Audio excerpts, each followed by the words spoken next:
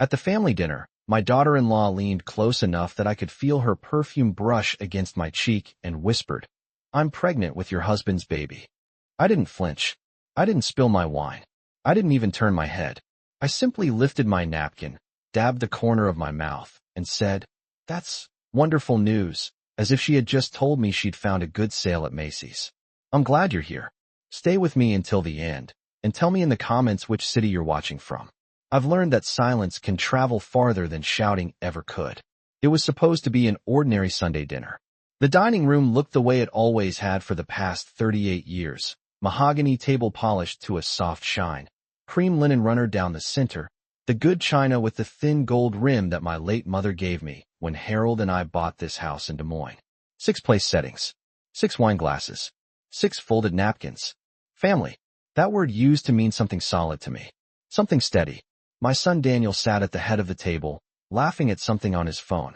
39 years old, and still with that boyish grin he had when he used to run through the sprinkler in our backyard. Across from him sat his wife, Chloe. Perfect posture, perfect hair, perfect smile. The kind of smile that never quite reaches the eyes. Harold was at my right, carving the roast. 72 years old, silver at the temples, still broad-shouldered. A little slower these days, but proud. Always proud. The air smelled of rosemary and garlic. Outside, late October wind rattled the maple leaves against the kitchen window. It was cozy, predictable, safe. Or so I thought. Chloe had waited until everyone was distracted. Daniel was refilling his water. Harold was asking our granddaughter Lily about her spelling test. The clink of silverware covered the softness of her voice. She leaned in, lips barely moving. "I'm pregnant," she said first. I turned to her with a polite smile. "That's lovely." Then she finished the sentence. "With your husband's baby." There are moments in life when the world doesn't explode. It doesn't crash. It doesn't scream. It just shifts, like a picture frame that tilts slightly on the wall. My fork hovered in midair for half a second. That was all.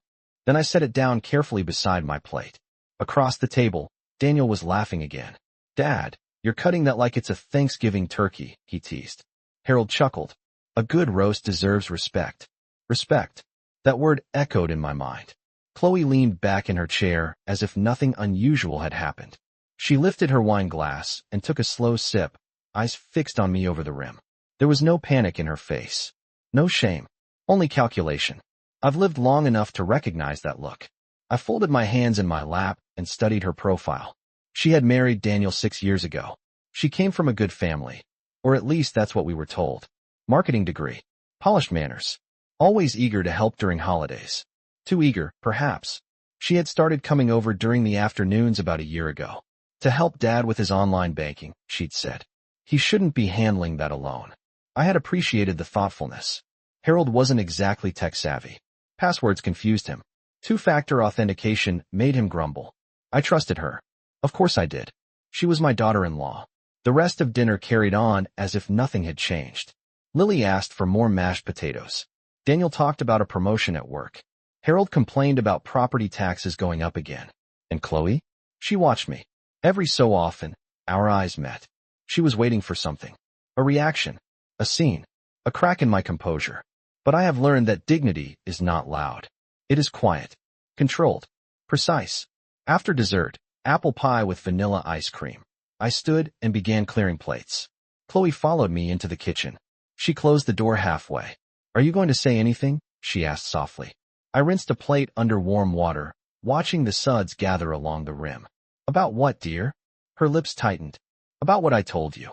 I turned off the faucet and dried my hands slowly with a dish towel. "I assume," I said calmly, "that if you're pregnant, Daniel will be thrilled."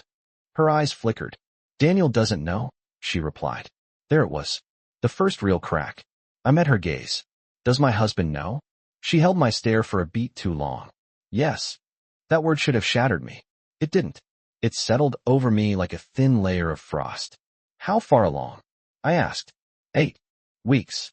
8 weeks. 8 weeks ago, Harold had told me he was staying late at the hardware store because inventory was backed up. 8 weeks ago, Chloe had offered to help him with some paperwork. 8 weeks. I nodded once. "You should tell Daniel soon. Secrets have a way of souring the air." She studied me as if trying to decipher a code. "You're very calm."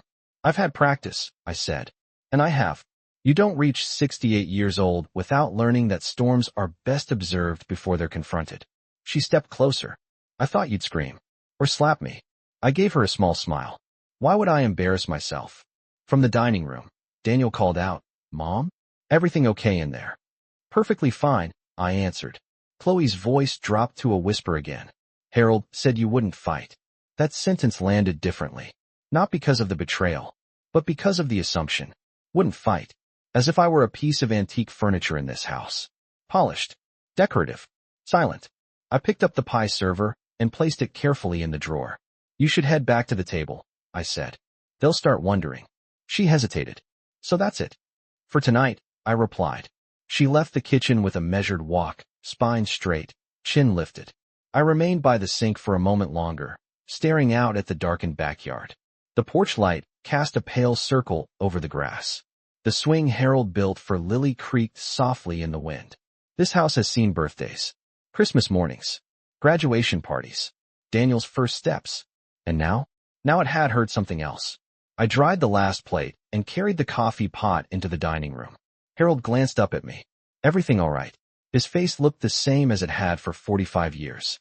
Familiar. Trusted. Yes, I said evenly. Everything is just fine. Chloe avoided my eyes this time. Daniel wrapped an arm around her shoulders. We were just talking about taking a trip next spring. Maybe Florida. You two should come with us. Florida. Sunshine. Sand. Fresh beginnings.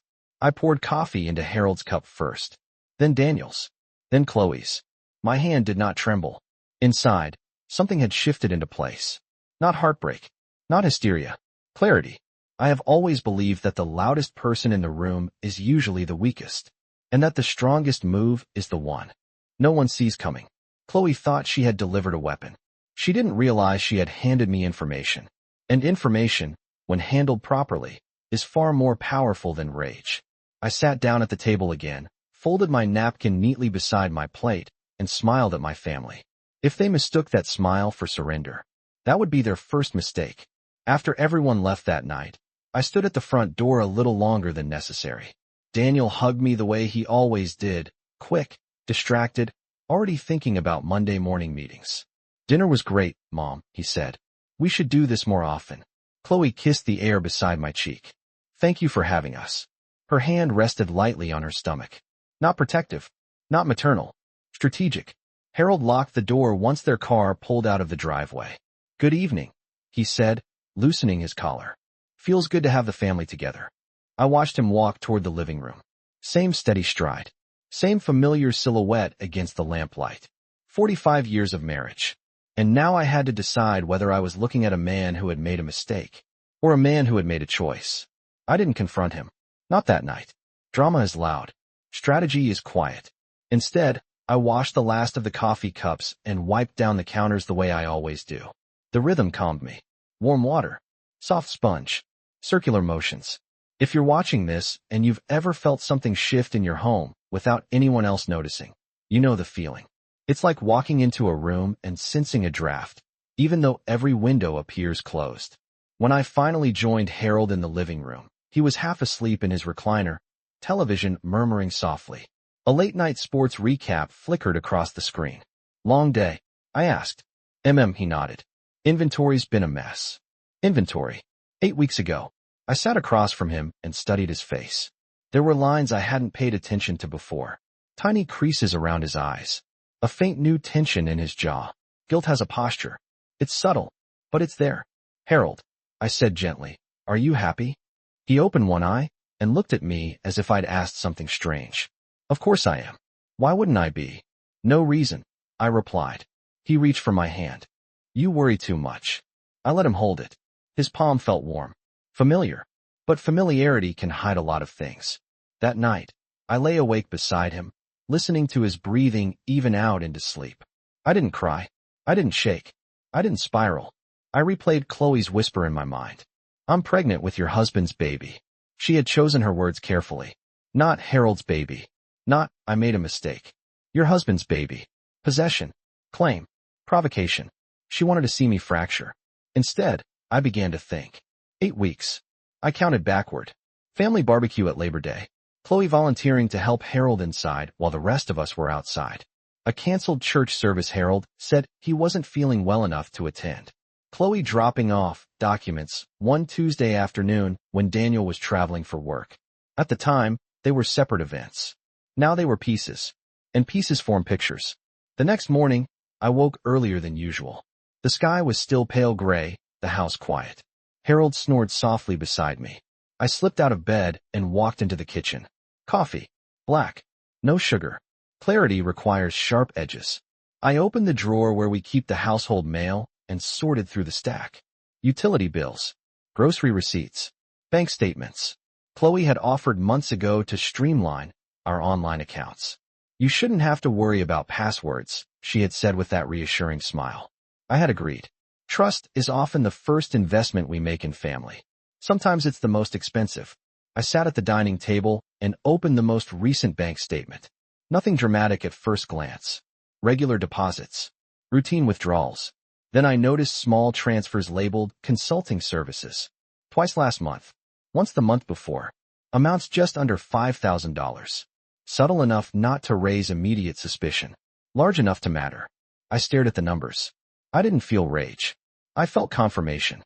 By the time Harold came into the kitchen in his robe, I had already placed the statement back in its envelope. Morning, he said, kissing the top of my head. Good morning. He poured himself coffee and scrolled through his phone. I watched his thumb hover over the screen longer than necessary before locking it. Chloe mentioned something to me last night, I said lightly. His hand stilled for a fraction of a second. Oh, she said. She hasn't been feeling well. He nodded too quickly. Yeah, Daniel said she's been stressed. Stressed. That's one word for it. I sipped my coffee. We should support them if they need help. His shoulders relaxed slightly. Of course. He thought the secret was still contained. He thought I was still unaware. What he didn't understand is that once a woman reaches a certain age, she stops reacting to shock the way younger people expect her to. We've survived too much already. Widowed friends. Sick parents. Financial scares. Broken promises. Shock doesn't paralyze us. It sharpens us. After Harold left for the hardware store, I made 2 phone calls. The first was to the bank. The second was to someone I hadn't spoken to in nearly 3 years. Margaret Hill, family attorney. I didn't explain everything. Not yet. I simply said, Margaret, I think I need to review some documents. Quietly. There was a pause on the other end of the line. Of course, she replied. When would you like to come in? Soon, I said. Very soon. I hung up and looked around my kitchen. Same cabinets. Same sunlight spilling through the window. Same ticking clock above the stove. Nothing had changed. And yet everything had. Chloe believed she had delivered a blow. Harold believed I would avoid conflict. Daniel believed his family was intact. But silence is not surrender. Sometimes it is preparation. And I was just beginning. I met Margaret Hill 2 days later. Her office sat on the 3rd floor of a brick building downtown, just across from the courthouse. I had been there before, once to update our will after Daniel got married, and again when we refinanced the house. The waiting room smelled faintly of leather and lemon polish. The same diplomas still hung on the wall. Some places don't change. People do. Margaret stood when I walked in. She's in her early 60s, sharp eyes behind thin-framed glasses, the kind of woman who notices what others overlook. Eleanor, she said, giving my hand a firm squeeze. You sounded measured on the phone. I am, I replied. We sat across from each other at a long oak table. I placed a neat stack of papers in front of her, bank statements from the past 6 months, printed screenshots from our online account, and a short list of dates I had written down in my own careful handwriting. She didn't interrupt while I spoke. I didn't dramatize. I simply laid out the facts. 3 transfers labeled consulting services. All under $5,000. All within the last 10 weeks, I said. Chloe offered to help Harold with online banking. Around the same time, these began. Margaret skimmed the pages, eyes narrowing slightly. Does Harold know you're here? No, does Daniel? No, she leaned back. And the pregnancy? I held her gaze. Allegedly 8 weeks. Margaret was quiet for a moment. Do you believe it's true? She asked. I believe she wants me to believe it's true. That distinction matters. Margaret nodded once. What do you want to do? Not scream. Not expose. Not collapse. I want to understand the scope, I said calmly. Financially. Legally. And quietly. She gave a small approving smile. That's usually the wisest approach. For the next hour, we reviewed everything. Joint accounts, property deeds, beneficiaries. The trust Harold and I had set up years ago, one that would automatically transfer the majority of our estate to Daniel upon both our deaths. And if Harold fathered a child? I asked evenly. Margaret didn't blink. Then that child could potentially have a claim, depending on how the trust is structured and whether paternity is established. Established. That word stayed with me. Paperwork doesn't respond to whispers. It responds to proof. When I left her office, the sky was clear and cold. I stood on the sidewalk for a moment, letting the wind brush against my face. I wasn't thinking about humiliation anymore. I was thinking about leverage. That evening, I behaved exactly as usual. I cooked dinner. I asked Harold about his day. I folded laundry while the news played softly in the background. He watched me once or twice with a look I couldn't quite read. Maybe guilt. Maybe curiosity. Everything okay? He asked again. Of course, I said. Silence unsettles people when they expect chaos. 3 days later, Chloe invited herself over in the afternoon. Daniel's working late, she said, stepping inside without waiting for me to fully open the door. I thought I'd check on you. Check on me. I gestured toward the kitchen. Coffee. Yes, please. She sat at the table, one hand resting lightly on her stomach again. A performance, but a controlled one. How are you feeling? I asked. She gave a soft, practiced sigh. Tired. Nauseous. Overwhelmed. That happens. I replied. She studied my face carefully. You haven't told anyone. No, why?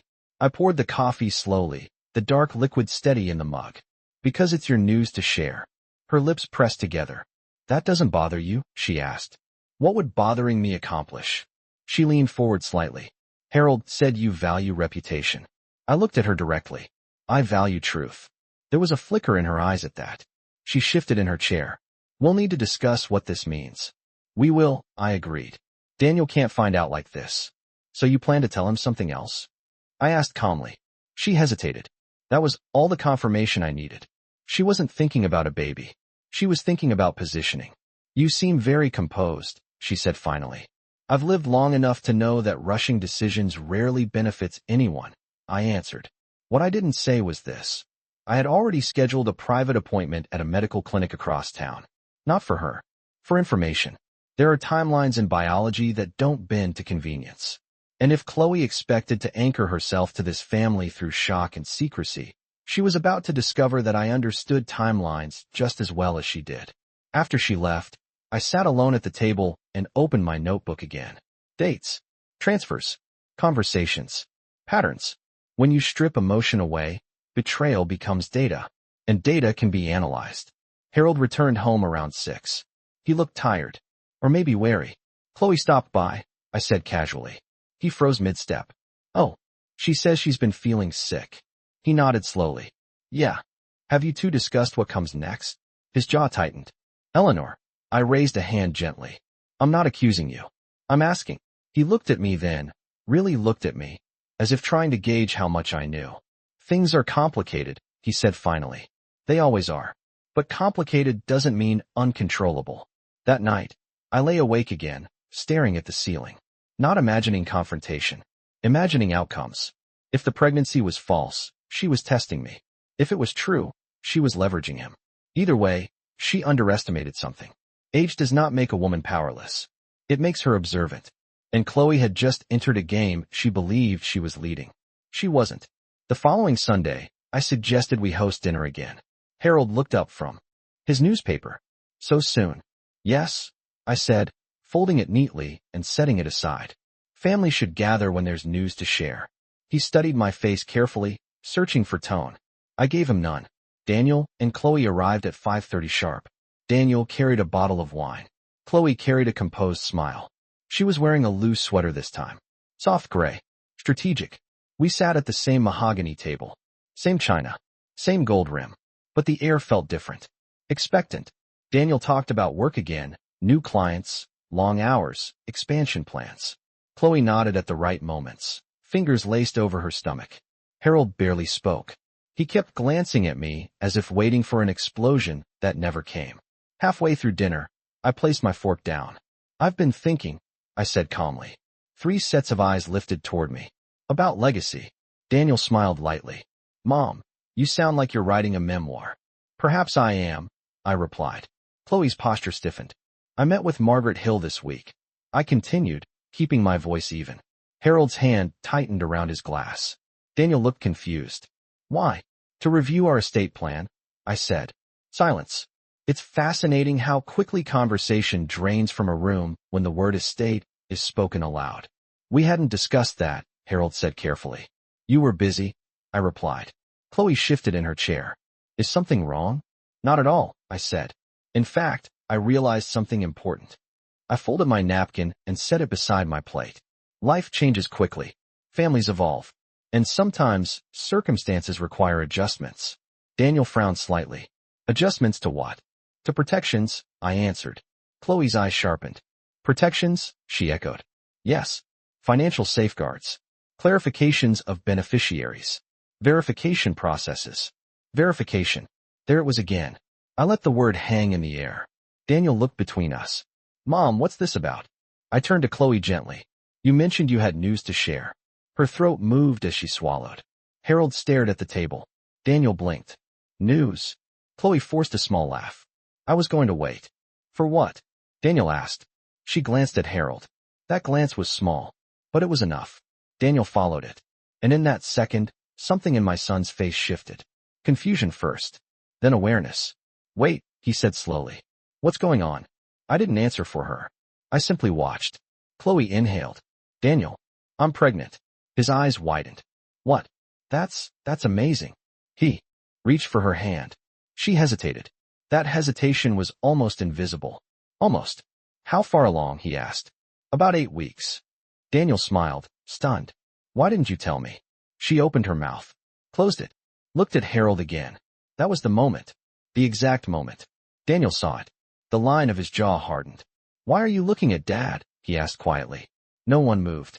No one breathed. Harold finally spoke. Daniel. My son stood up so abruptly his chair scraped against the hardwood floor. Someone explain this, he said. Chloe's composure cracked for the first time. It's complicated, she whispered. I tilted my head slightly. Is it? Daniel looked at me. Eyes searching. Mom. What do you know?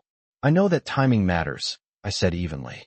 And that clarity is kinder than secrecy. Chloe's voice shook now. I was going to tell him. When? Daniel demanded. Harold ran a hand through his hair. Son. Daniel stepped back from the table. Don't call me that right now. Silence pressed in from all sides. I remained seated. Calm. Steady. Because this wasn't about spectacle. It was about truth surfacing on its own. Chloe's voice trembled. Daniel, I made a mistake. The word mistake is interesting. It minimizes intention. Daniel stared at her as if he didn't recognize her. With who? He asked. She didn't answer. She didn't have to. His eyes slowly shifted to Harold. And something in him broke. Not loudly. Not violently. Just internally. I trusted you, Daniel said to his father. Harold's shoulders sagged. It shouldn't have happened, he muttered. That sentence is always the same. In every story. In every betrayal. I finally stood up. I think, I said quietly, that before any further conversations happen, certain facts should be confirmed. Daniel looked at me again. What facts? Paternity, I replied. Chloe went pale. Harold's eyes snapped toward me. Daniel blinked. You think? I think assumptions are dangerous, I said calmly. Especially when legal and financial implications exist. Daniel ran a hand over his face. You talked to a lawyer, he realized. Yes. Chloe's breathing quickened. You can't control this. I'm not trying to control anything, I said gently.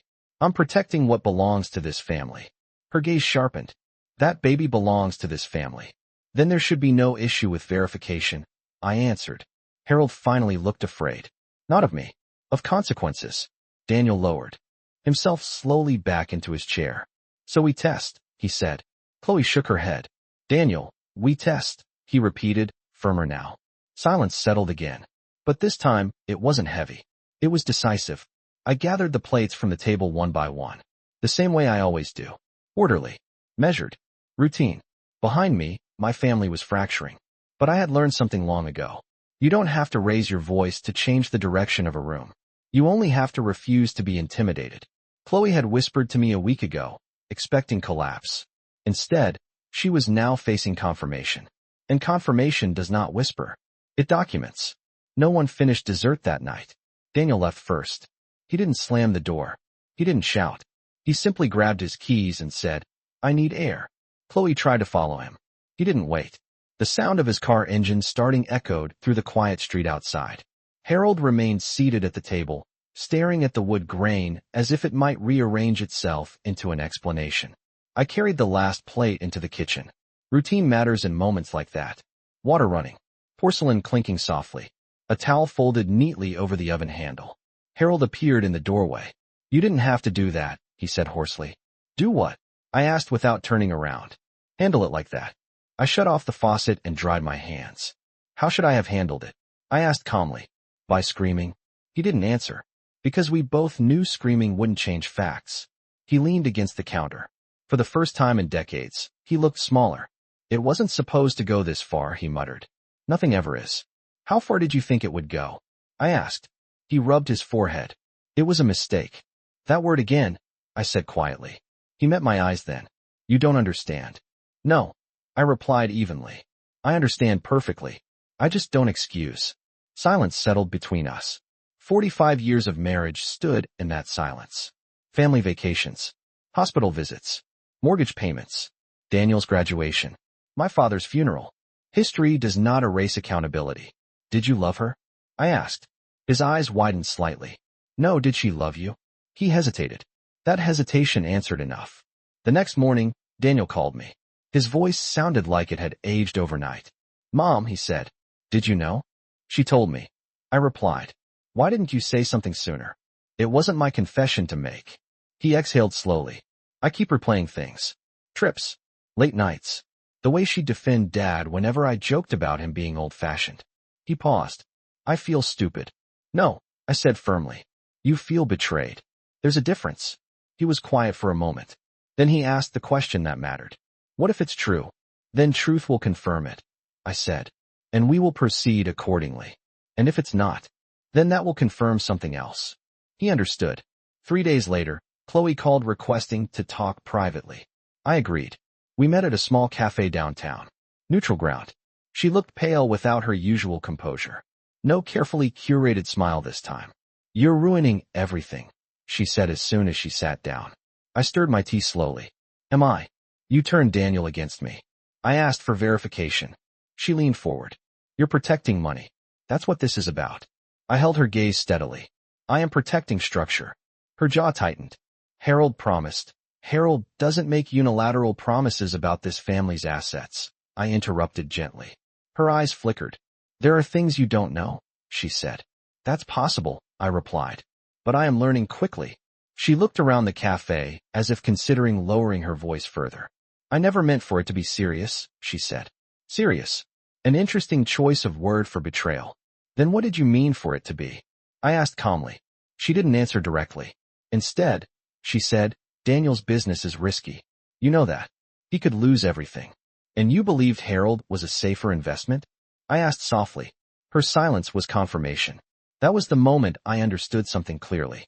This was never about love. It was about positioning. And positioning collapses when documentation enters the room. 2 weeks passed before the medical appointment. Chloe agreed reluctantly. Daniel insisted. Harold said very little. We did not all go together.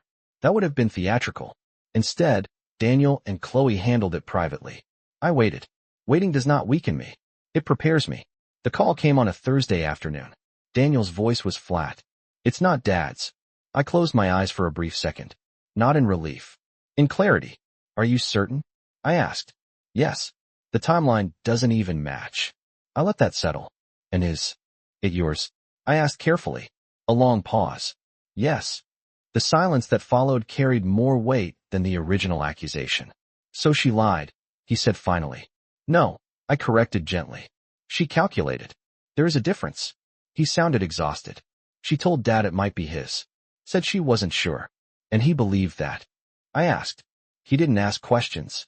That, perhaps, was the most revealing detail of all. When people don't ask questions, it's usually because the answers might cost them something. That evening, Daniel came over alone. He sat at the dining table where all of this had begun. "She wanted leverage," he said quietly. "If I divorced her, she thought she could shift sympathy. create confusion, anchor herself. And you? I asked. He looked at me with eyes that were no longer boyish. I thought we were building something real. I reached across the table and placed my hand over his. Then build it, I said. But build it on truth. Upstairs, Harold moved quietly through the hallway. He had not spoken much since the results came back. Guilt has a way of shrinking a man. But guilt does not dissolve consequences. Chloe had whispered to me expecting chaos. Instead, she triggered process. Verification. Documentation. Exposure. She underestimated one thing. A woman who has held a family together for decades understands its foundations better than anyone. And once you see a crack clearly, you decide whether to repair it or remove what caused it. After the test results, the house grew quieter. Not peaceful, just quieter. Daniel stopped coming by with Chloe. When he did visit, it was alone. He sat at the same dining table, elbows resting where his father once laughed too loudly, and stared at the wood as if it might give him direction. Harold avoided eye contact more than usual. He left earlier for the hardware store. Came home later. Spent more time in the garage than necessary. Guilt changes the temperature of a home. You don't see it. You feel it. One evening, Daniel sat across from me and asked the question I knew was coming. Did you already change the will? He didn't sound angry. He sounded cautious. I reviewed it, I said. That's not what I asked. I folded my hands neatly on the table. Yes. He absorbed that slowly. Because of her? Because of instability, I replied. Legal structures require stability. He ran a hand through his hair. Mom, she's still my wife. I'm aware. And the baby is mine. I'm aware of that too. Silence stretched between us. I'm not trying to punish you, I continued. I am protecting what your father and I built over 45 years. Upstairs, Harold's footsteps moved across the hallway. Daniel glanced upward briefly. You're protecting it from him too, he said quietly. Yes, I answered. There's a moment in every family when the hierarchy shifts. When the son stops seeing his mother as sentimental and starts seeing her as strategic. This was that moment. Daniel exhaled slowly. She says you're trying to push her out. I'm trying to prevent manipulation, I corrected. He didn't argue, because part of him knew it was true. A week later, Chloe came to the house unannounced. Harold wasn't home. Daniel wasn't with her. She stood at my front door, posture tight, eyes sharper than before. We need to talk, she said. I thought we already did, I replied, stepping aside to let her in. She walked straight into the living room without waiting for invitation. Confidence has a rhythm. Hers was faltering. You've been talking to Daniel, she said. Yes. You've been advising him. I've been answering questions. She crossed her arms. You're turning him against me. I'm encouraging him to ask better ones. Her jaw tightened. You think I'm after money. I think you introduced uncertainty where there should have been none. She took a step closer. Harold told me you wouldn't fight, that you'd protect appearances. There it was again. The assumption. I do protect appearances, I said calmly. Public ones. Legal ones. Financial ones. Her voice rose slightly. You can't rewrite everything because you're embarrassed. This has nothing to do with embarrassment, I replied evenly. It has to do with trust. She stared at me as if hoping to provoke something. Anger, tears, desperation. She found none. You think you're smarter than everyone, she said finally. No, I answered. I think I'm older. And age, when used properly, is leverage. She shifted tactics. Daniel's considering separation, she said. That's between you and him. You'd be fine with that? I would be fine with clarity. Her shoulders dropped slightly. The fight in her voice weakened. I never meant for this to spiral, she said quietly. Spirals begin with small pushes, I replied. She looked toward the dining room. This house, she said softly. It's all Daniel has. No, I corrected. It's what Harold and I built. Ownership matters. Language matters. She inhaled slowly. If he leaves me, I'll fight for half. You're entitled to what the law provides, I said calmly. Nothing more. Her eyes narrowed. And the trust. The trust now contains clauses regarding verification of heirs and misconduct impacting fiduciary responsibility. She blinked.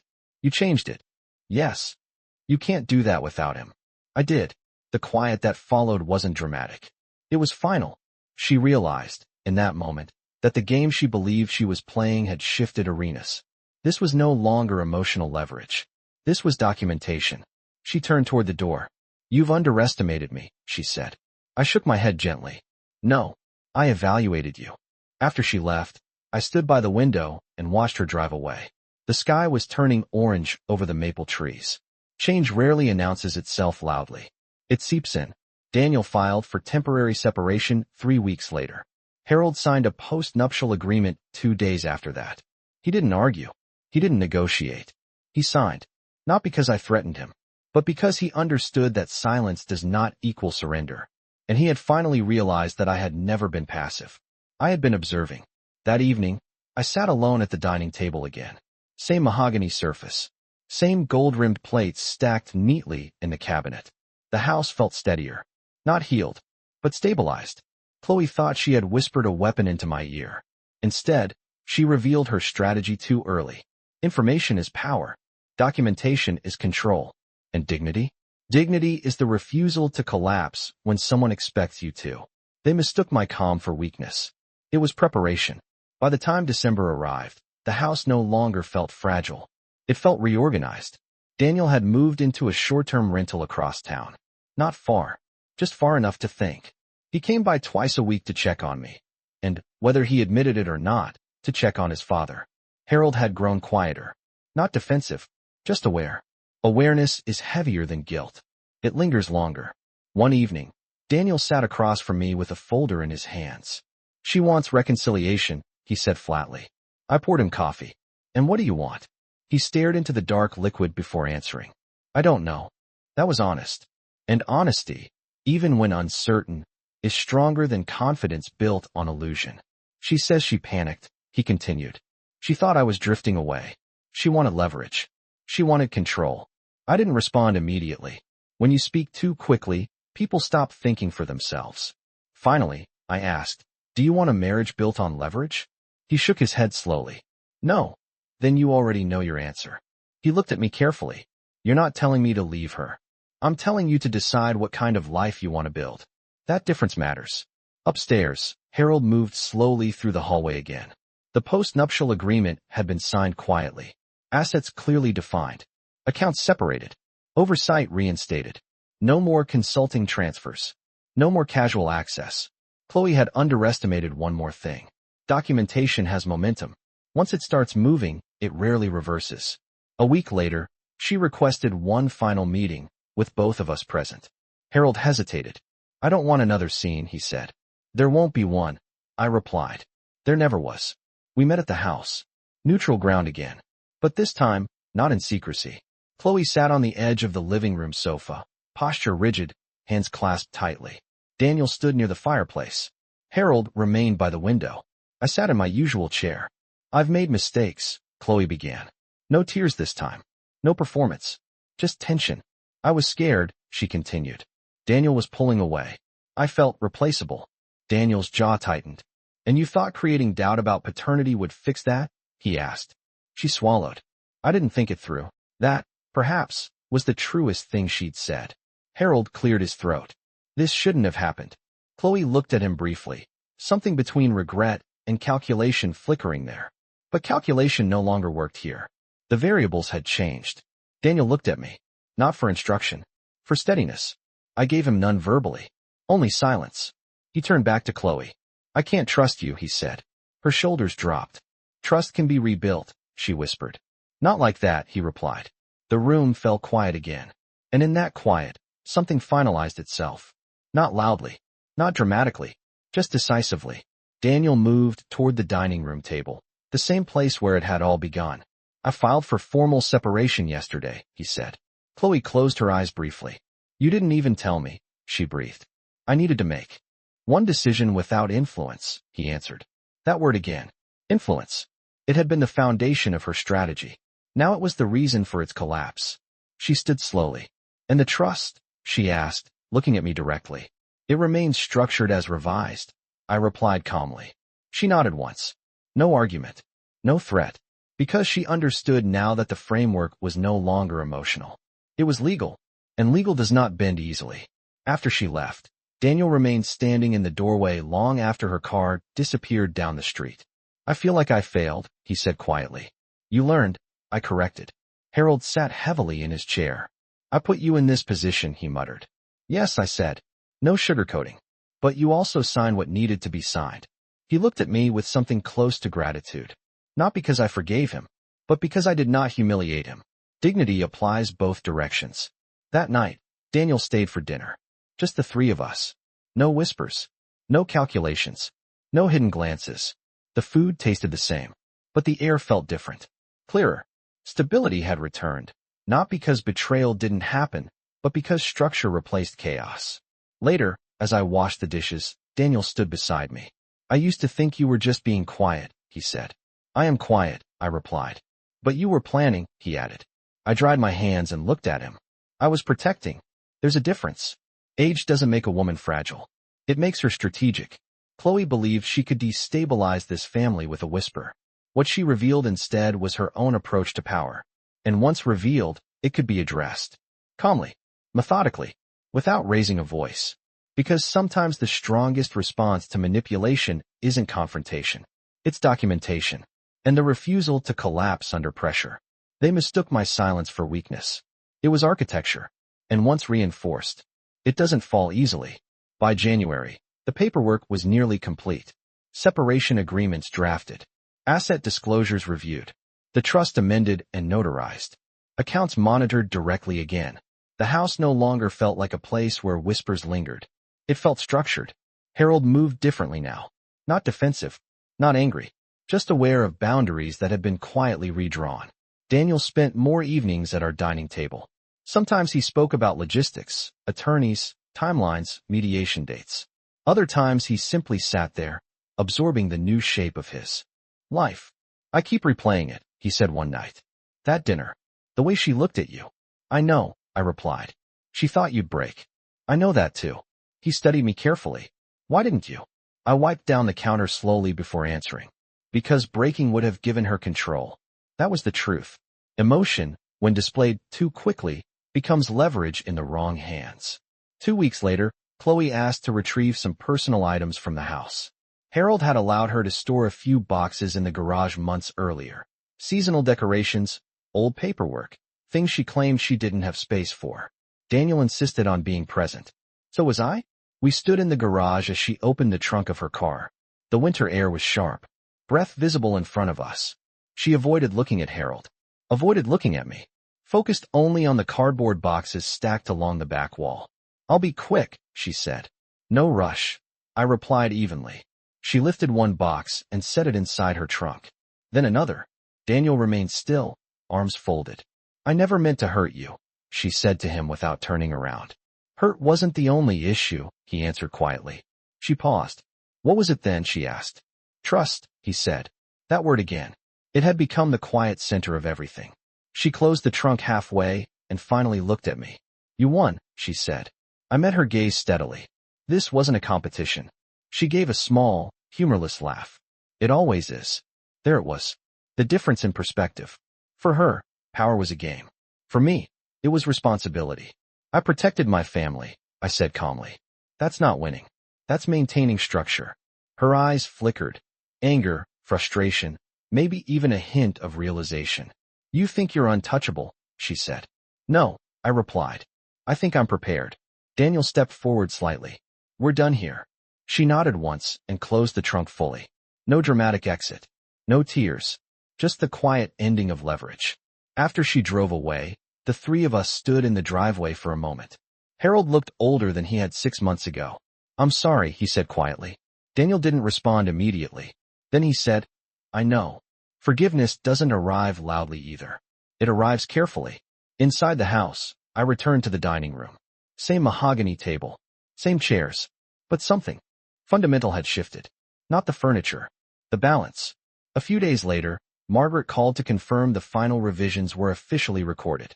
The trust is airtight now, she said. Clear contingencies. Clear oversight. No ambiguity. Good, I replied. And Eleanor, she added. You handled this precisely. Precision prevents damage, I said. After I hung up, I walked into the living room and looked at the family photos on the mantel. Daniel at 5 years old, missing his front teeth. Our beach trip to Florida 15 summers ago. Harold and I on our 40th anniversary. History isn't erased by betrayal, but it is clarified by it. That evening, Daniel stayed for dinner again. Just us. He looked lighter. Not happy, but steadier. I keep thinking about what she said to you, he admitted. What part? The whisper. The way she tried to use you. I nodded once. She assumed age equals fragility, I said. And it doesn't. No, he gave a small smile. I used to think you were just calm. I am calm. But you're also calculating, he said. I considered that. I'm protective, I corrected gently. There's a difference. Later that night, as I turned off the dining room lights, I paused for a moment. That was the room where she had leaned close and delivered her whisper, where she expected collapse, where she believed chaos would erupt. Instead, that whisper triggered documentation, verification, revisions, separation, stability. She thought she had introduced uncertainty. What she actually introduced was clarity. And clarity, once established, does not retreat easily. I don't celebrate what happened. I don't take pride in conflict. But I do take pride in composure. Because composure is not weakness. It is control over reaction. They mistook my silence for surrender. It was assessment. They mistook my calm for fear. It was preparation. And in the end, the structure held. Not because there was no damage, but because someone understood the foundation well enough to reinforce it before it collapsed. And that someone was me. By early spring, the legal process had moved from shock to structure. Mediation dates were set. Financial disclosures exchanged. The temporary separation had shifted toward permanence. Daniel no longer spoke in confusion. He spoke in decisions. One Sunday afternoon, he came over carrying a thin envelope. It's final, he said, placing it on the dining table. Not dramatic. Not heavy. Just paper. I didn't open it. I didn't need to. Are you steady with it? I asked. He nodded once.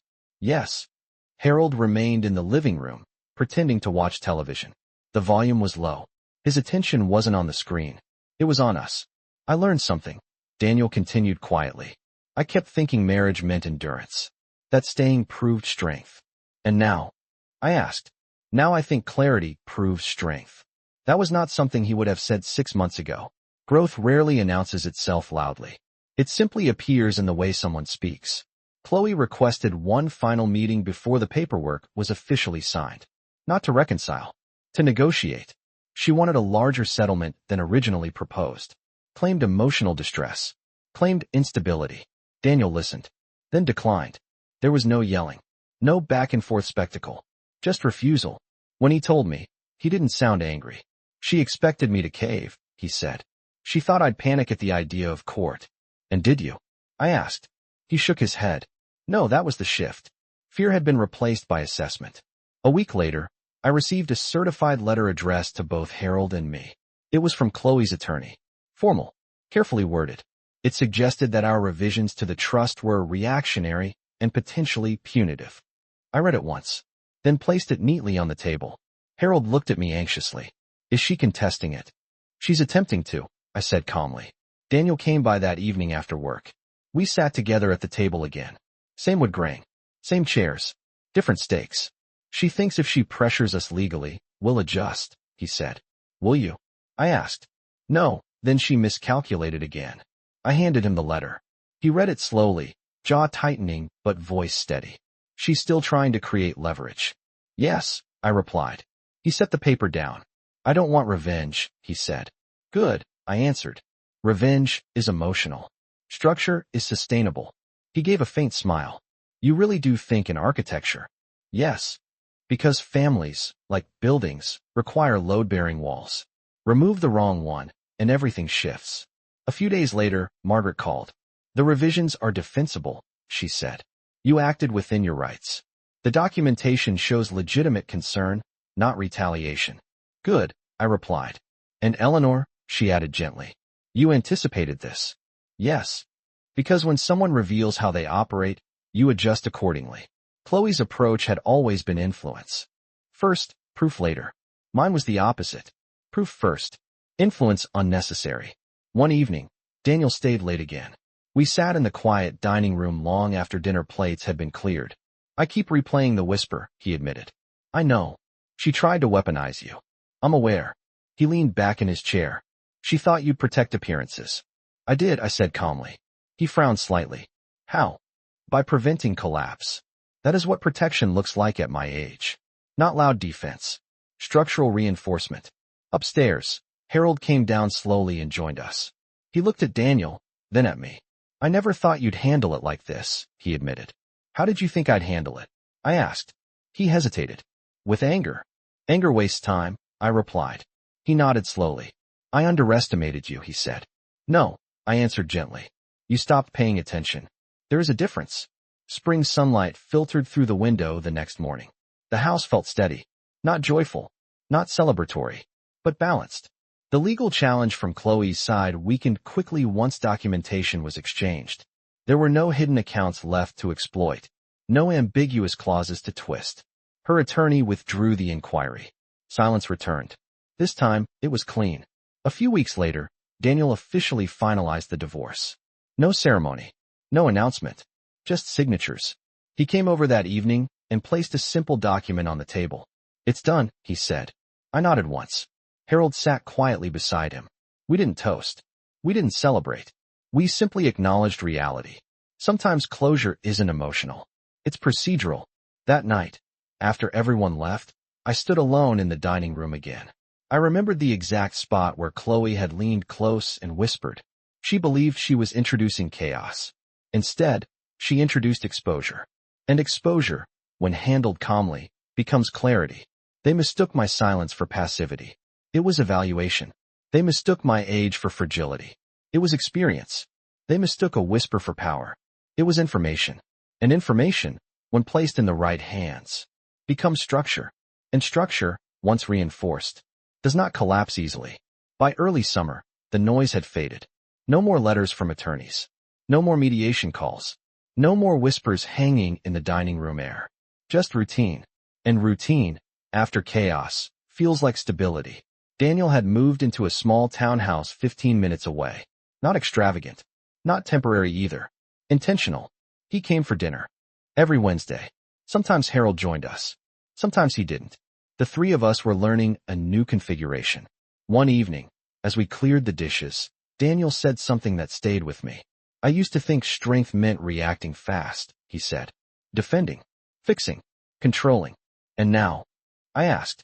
Now I think it means waiting long enough to see clearly. I dried the last plate and placed it back in the cabinet. Clarity prevents regret, I said. Harold, sitting at the table, nodded slowly. He had changed too. Not dramatically, but perceptibly. He no longer lingered in secrecy. No unexplained errands. No vague explanations. Transparency had replaced avoidance. It wasn't romance. It was accountability.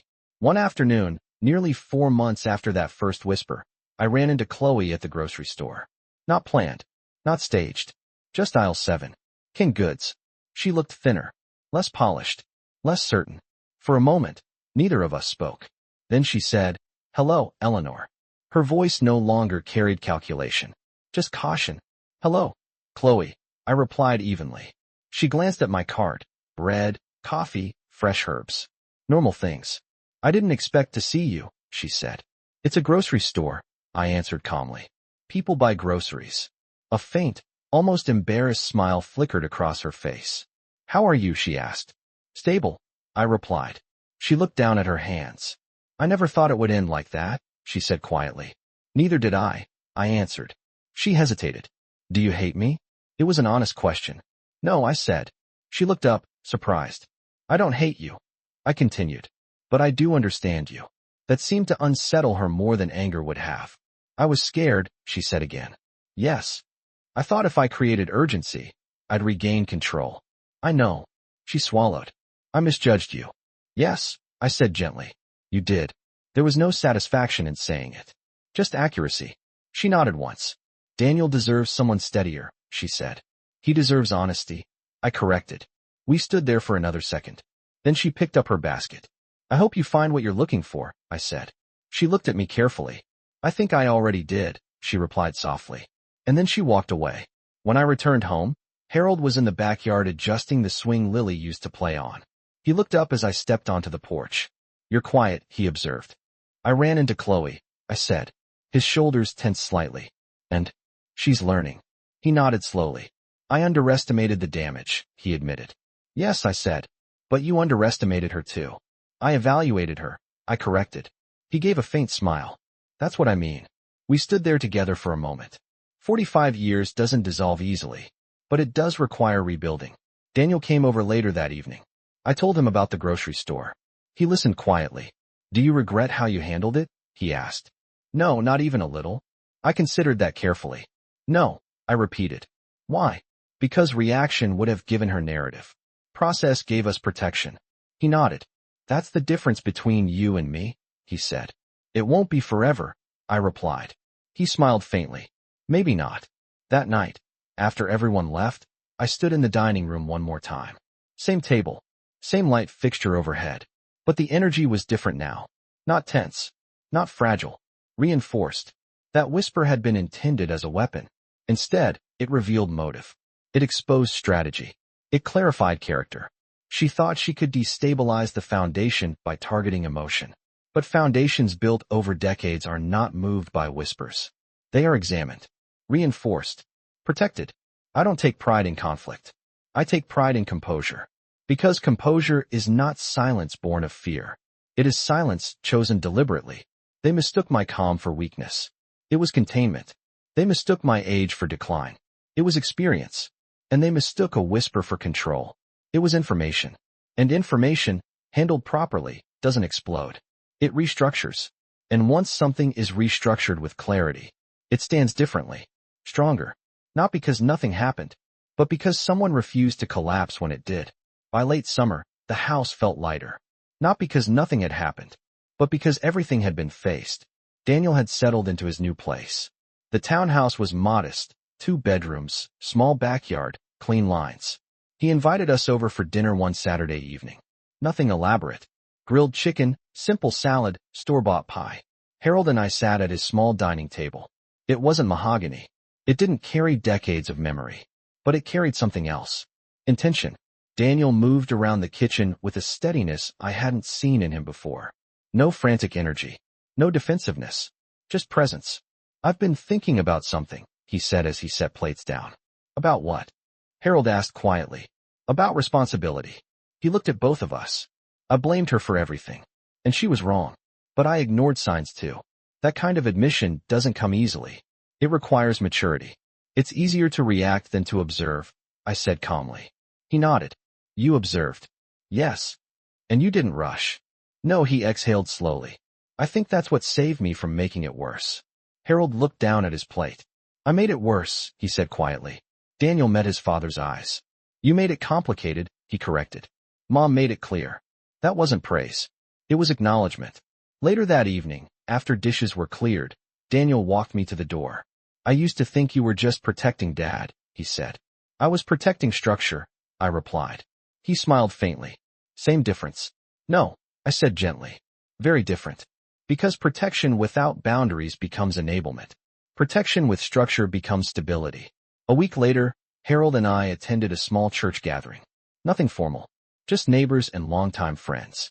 I noticed the way people looked at us. Curious.